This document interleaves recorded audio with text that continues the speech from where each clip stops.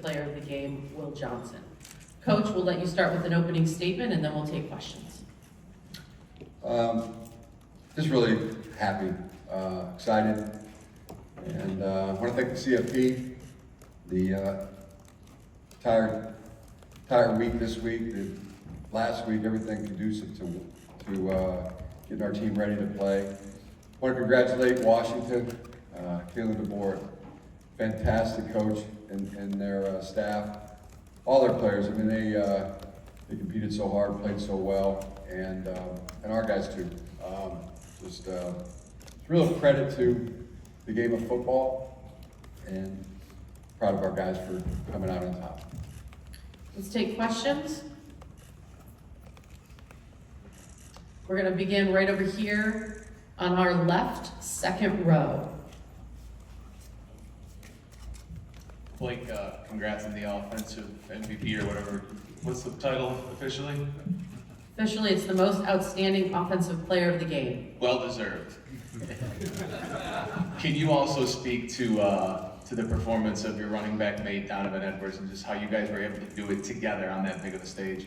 Yeah, he kicked it off nice and early, with two, I think it's the first time ever in the CFP era that someone had two 40-yard touchdowns, and Donovan deserved it. Don's back. I love seeing it. Shout out to Don. I love him a lot. Take our next question slightly further back on our left. Jim, after the game last night, you mentioned the team being innocent. I was wondering if you could expand on that a little bit.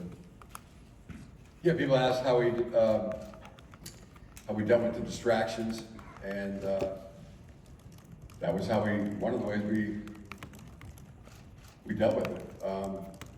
We knew we were innocent, so we stood tall, upright, and innocent.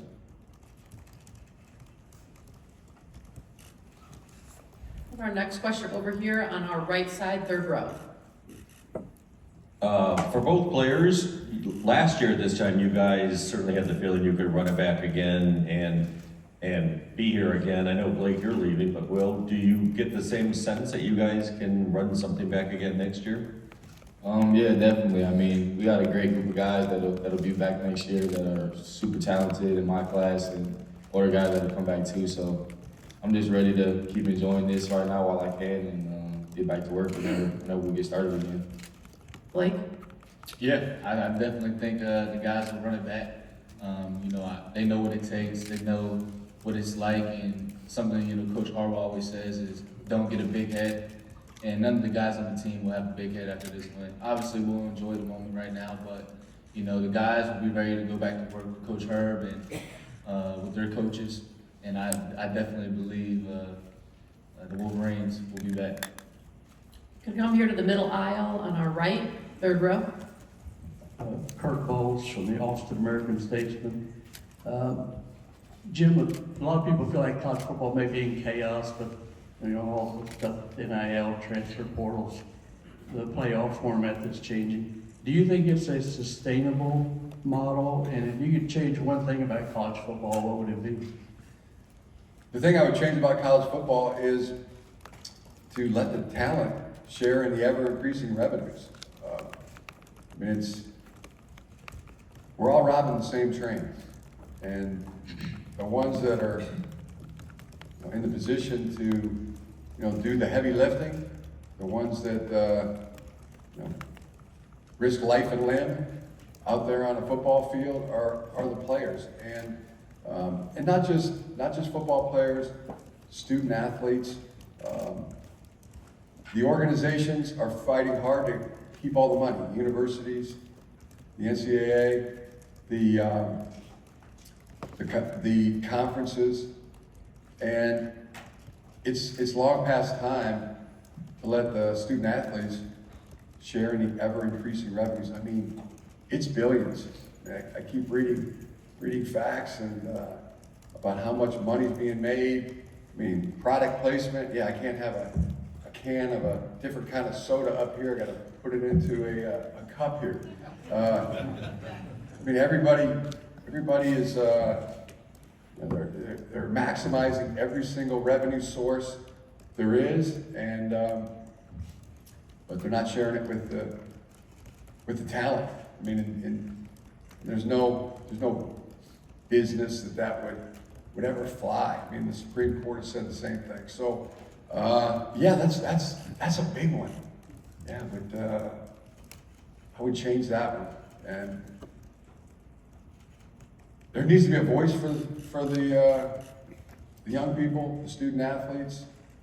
Right now, there is no voice. I mean, there are armies of attorneys, and I've seen them. You know, at the NCAA, I've seen them at the universities, the conferences, and then, you know, if they don't have enough firepower legally, then they go out and hire, you know, the tall building law firms, and they get more firepower. It's just, but there's no voice for the student athletes right now, and that just needs to change. That's a wrong needs to be righted, and you know, starting to compile a list of just the excuses that people give, you know, for not. It's complicated. Well, what about this? What about that? All I know is there's plenty there. There's some. I have simple math. I mean, anybody that's profiting off of the student athletes, me included. Anybody who's drawing a salary, making a livelihood. A lot of people sitting here, robbing the same train as well, that it could take 5 to 10% less of what they're getting. Every organization, the universities, you know, a lot of them that are, you know, collecting that money tax-free. At least if you gave it to these guys, it'd go back into the economy, you know, through taxes. The NCAA, conference commissioner, you know, Big Ten office, all the conferences, you know, 5 to 10% into a pool. That's one way. And things happen fast this year. You saw it. I mean, people say it's complicated or it takes time.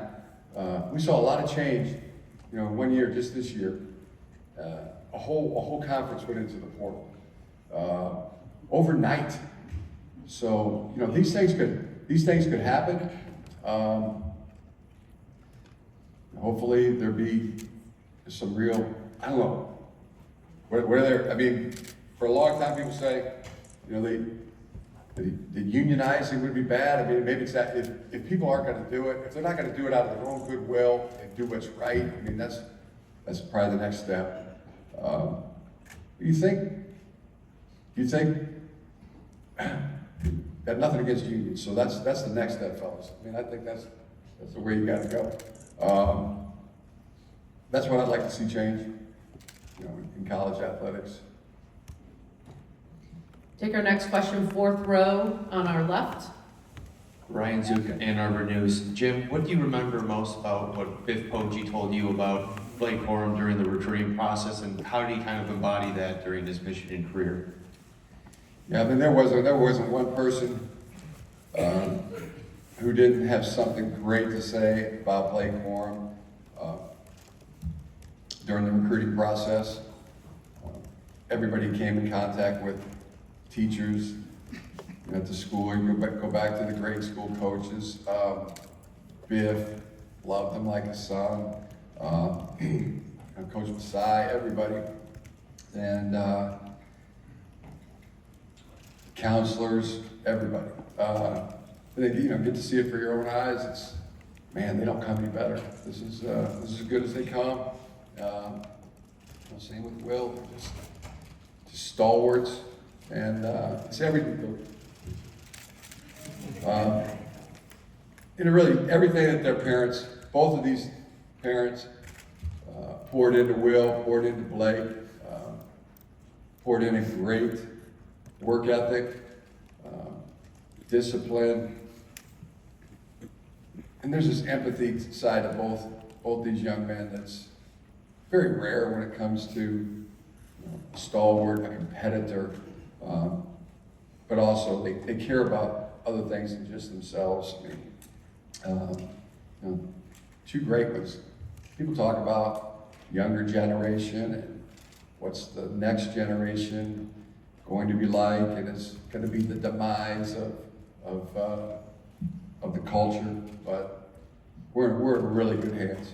We're in really good hands with guys like Will Johnson and Blake Corum,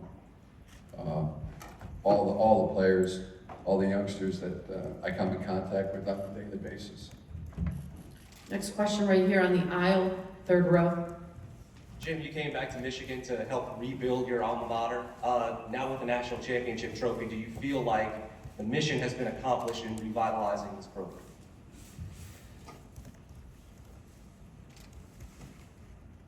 It's been a team effort all the way. Nothing fancy, no surprises. Just go to good old fashioned, roll up your sleeve, hard work and teamwork. It's been a beautiful thing. It's, you know, so often the goal is you're chasing perfection, and it's hard to be perfect, and rarely comes around. You hope to achieve excellence along the way, but gosh, yeah, it was perfect. It was perfect 15-0. Congratulations. It wasn't just resolution, guys just talking about it. It was repetition, daily repetition, good old-fashioned hard work and teamwork. Come over here on our right, second row on the aisle. For any of you guys, after completing this journey here in Houston, is it safe to say this city will always have a special place in your hearts? Let's start with you, Blake. Start with me, 100%. 100%. This is the best game.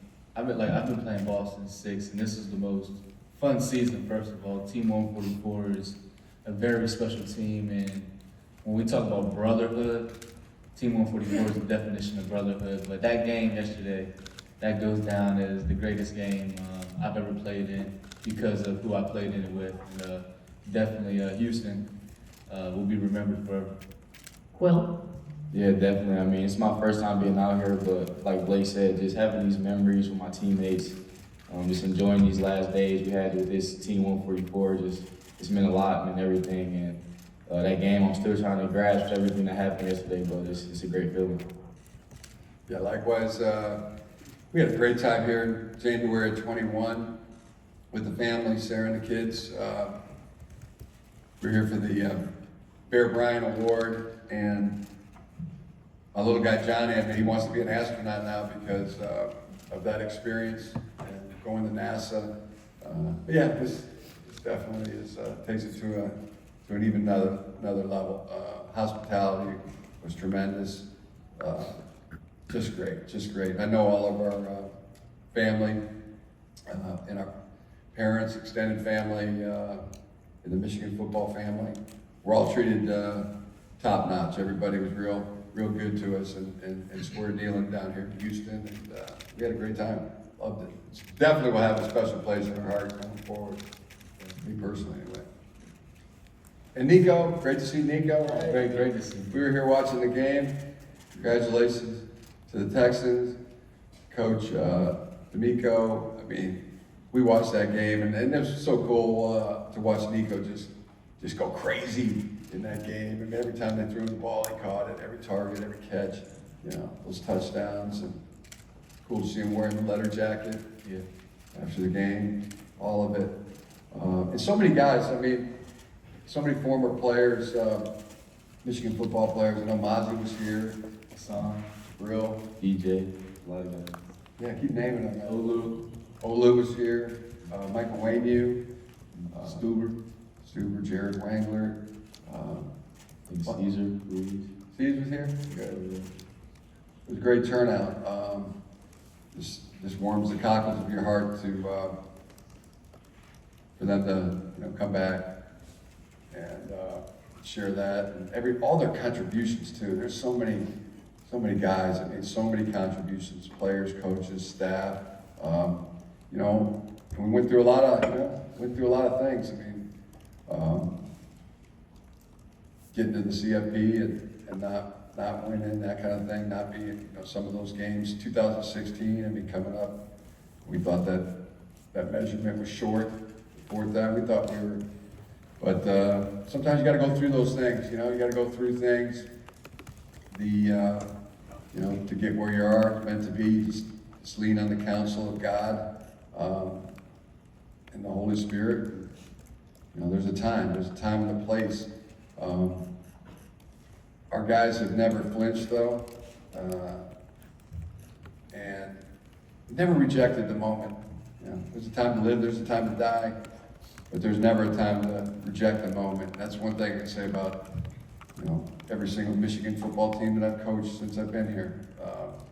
Guys have always given it their best and had at it. And you know, this team 144, you know how I feel about them. I think they are the team. Great. We'll come over here, right side on the aisle. Jim, you've got a very powerful voice about these issues you've been talking about for a while. I don't want to put you on the spot, but would you be willing to meet with some of the stakeholders, right? Maybe a Charlie Baker at the NCAA, some of these people representing the players, trying to get them, you know, trying to form a union or representation? Yeah, anybody. I think they know my number. But definitely, you know, and Debbie Dingle, talking to many, you know, Fred Upton has had a lot of interest in it, and you know, we're just friends, you know, just trying to form people to talk about this and really just get on the side of the players. Coaches, hopefully they'll use their voice. More people, just more. It's one thing we know, we need more for this cause. Go to the second row right here, middle. Blake, this question is for you, Brianna McNary, off the fields in Fort Lauderdale, Florida. What do you want your Michigan legacy to be? You know, and then what did you take away from this journey? All the adversity you faced and all of the cheating allegations, a lot of adversity, and you overcame it, came out on top. So what did you take away from that? Yeah, the way I want to be remembered is I just want to be remembered as a Michigan man.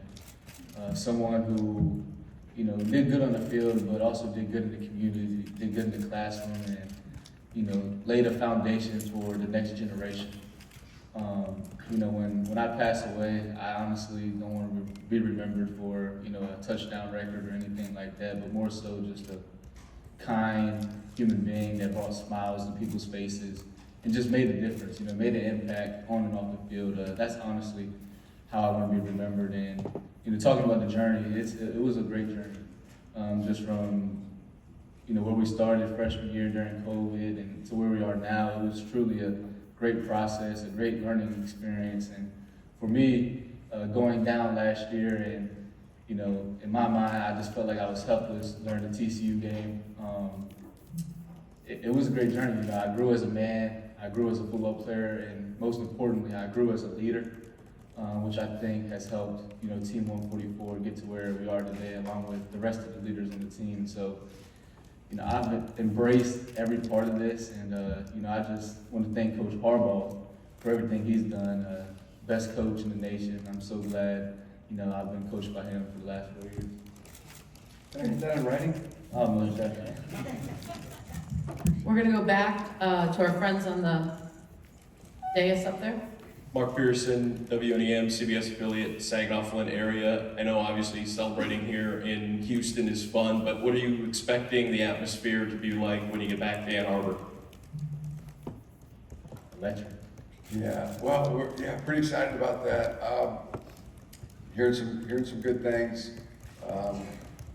Parade. I think everybody just wants a parade.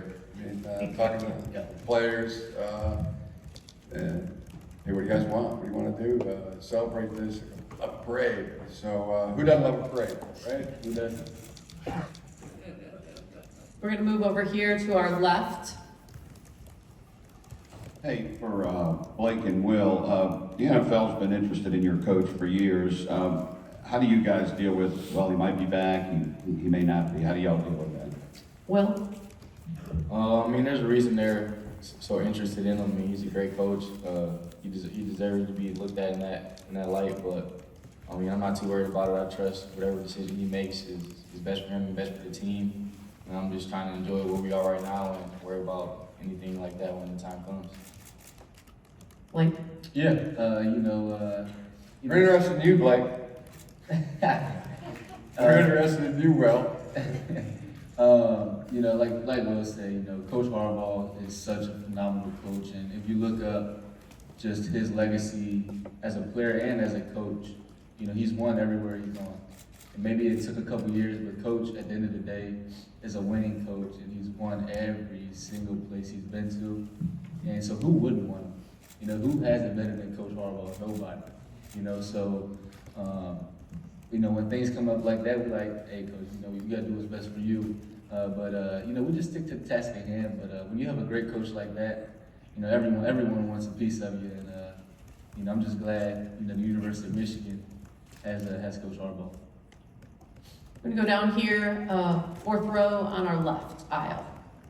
All right, Mark Russell, QB, Houston area. This question is directed at Coach Harbaugh. So you played for the great Bo Schembechler, so I know rest in peace for him, but what would that mean to him, smiling down from heaven, and also what it means to you being a former player of Michigan, being able to win a national championship as a coach? So much. I think about that. I think about Bo Schembechler in heaven looking down, and I think there's some things he'd be talking about coming off the ball with lower pad level, and but I think he'd be really pleased. Rush for the ball for like 300 yards. He'd really love Blake Corum. He would love him. Like we do. Yeah, just makes you feel good. Other things, I mean, to get to 1,000 wins this year, that was such a thing. We were just for a couple of years now, we've been counting that down. To do it this year, do it in this fashion, now have 1,004 wins. No team's won more. It's in the video that we. My dad Jack and I wrote back in like 2015, the James Earl Jones narrated. No team has won more.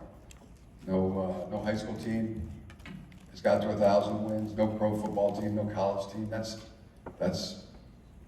something that 144 years of players, coaches, staff. We feel that we know contributed to that, and we're very proud of that. To get there first, I mean, it was a race, it was a challenge, and our guys stepped up to it, with aplomb. So many things, just happy and proud, and go blue, guys did a job and did it great. Take our next question in the back on the right. Jim, your father told us last night that you always want to challenge. It's what drives you. What do you think your next challenge is? What do you hope to accomplish the rest of your career? Back to everybody's always, either people want to look at the past or look at the future. Definitely going to just enjoy this, as Blake said. And this is one of those moments where it was a great feeling last night, and as good as the one waking up this morning. Okay, that wasn't a dream, that was real. We're national champs, and we're gonna look forward to the happy flight back to Ann Arbor today, and the parade. Hadn't been in too many parades. That'll be fun. That's gonna enjoy that. Really looking forward to it. Come over here on our far left on the aisle. My name is Thomas Hauk, Michigan minority. December 30th, 2014, and a cold winter day in December, you came to Michigan. And to see you and your father and your mother and your family celebrate, what was that feeling? To celebrate with your family, and your dad was jacked. I'm just letting you know, your dad was jacked last night through the tunnel. Oh, I know. He's screaming. He's getting better than us, and I screamed with him, but just be honest with you. But how does it feel to be with your parents and have your whole family there last night? It was the best, felt the best, and it was great to see all of our families down there, you know, shoulder to shoulder. Hugged my dad, and he hugged me so hard, his head like cut the bridge of my nose, you know, just my glasses went, should have took my glasses off. But it felt great. Mom, brother, sister, brother-in-law, sisters-in-law, nieces, nephews, you know, just everybody, all the families, you know, together was beautiful. Beautiful thing. Felt great. Yeah, that was I remember it well. It was a very cold, wintry day, you know, and temperatures in the minuses. You know, that was like what a day. You know, we love the change that gets seasons in Ann Arbor. Love these guys. Love the way they just they rise to the challenge. They never get bitter. They get better. It's just a great time. Great. A lot of things you think about, nostalgia and things, and just a really good feeling. Thank you for the question. We can take our final question right over here on the right on the aisle. Yeah, Coach Harbaugh, Chuck Culpepper from the Washington Post. The day you were hired, think about it, here you were hired at a place for which you had a deeper and stronger affinity than most coaches when they're hired somewhere, I think it's fair to say. And then for the first 6 seasons, you were usually very, very good, but still trying to get to great, where you are now. How hard were those 6 seasons? How trying were they in retrospect? I don't know how hard they were. I never really looked at it as hard. I don't just they were joyful days, you know. I don't have to. Wouldn't have changed a thing, you know. I got a few regrets, you know, but just a few, and just some of the best times, and you know, like I said last night, I mean, what an exclamation point our guys put on this season. Took on all comers, were the last one standing. Feels great to be the champs, and I get to, I mean, in my own family, you know, to be my dad's won a national championship, my brothers won a Super Bowl, and it's really cool. I feel like I can hold my head up high now, you know, at least be at their same level. Not sit at the kids' table anymore, get to join the big person's table. How about that? You're the only guy. Not anymore. So yeah, that feels great too. Coach, Will, Blake, thank you very much. Congratulations. Thank you. That concludes today's news conference. Have a great day.